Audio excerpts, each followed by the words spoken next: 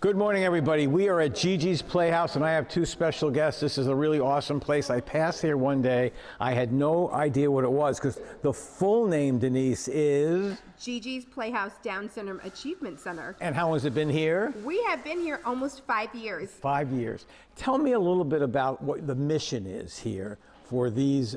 I always want to say young people, but you have an age group that varies from? All ages, we welcome new moms that get a diagnosis to our oldest is Mr. Ed, so I want to say a shout out to him. Yeah. He is 56. 56, all right. And you're a mom. I'm a mom. Tell us about your daughter. My daughter Sabrina Coleman is 21. Point her out so John can see. She is right there with the blonde highlights, which she's very proud of. Okay, that she's sitting right there. over there, yeah. Okay. Now, one of the things I want to talk about before we meet your students and do some activities is the importance, and this is part of it, but of really early intervention. That really sort of changed your daughter's life, didn't it? Oh, absolutely. Yeah.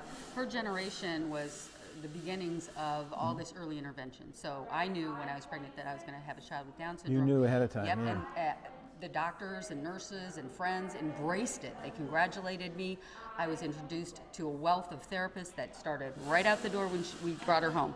And there was occupational, speech, physical, all kinds of stuff that helped her to develop in a more typical way. And some parents don't have that kind of support, and that's really important for both the parent and the child. It is, and I think that our wonderful founder, Nancy Gianni, that's how GiGi's Playhouse, the idea even started. Nancy, our organization is a national organization, started in Chicago. She was turned away from a dozen play groups because her daughter Gigi wore her diagnosis on her face. And so how is it that a new mom to a beautiful baby gets turned away just because of a diagnosis? And so I love her, and her passion said, this isn't okay. And that's how GiGi's, after her daughter, Playhouse, was founded. And she opened up a small little space in a retail area and worked it herself and got friends. And that was over 16 years ago. Now we have 46 playhouses across the United States and one in Mexico.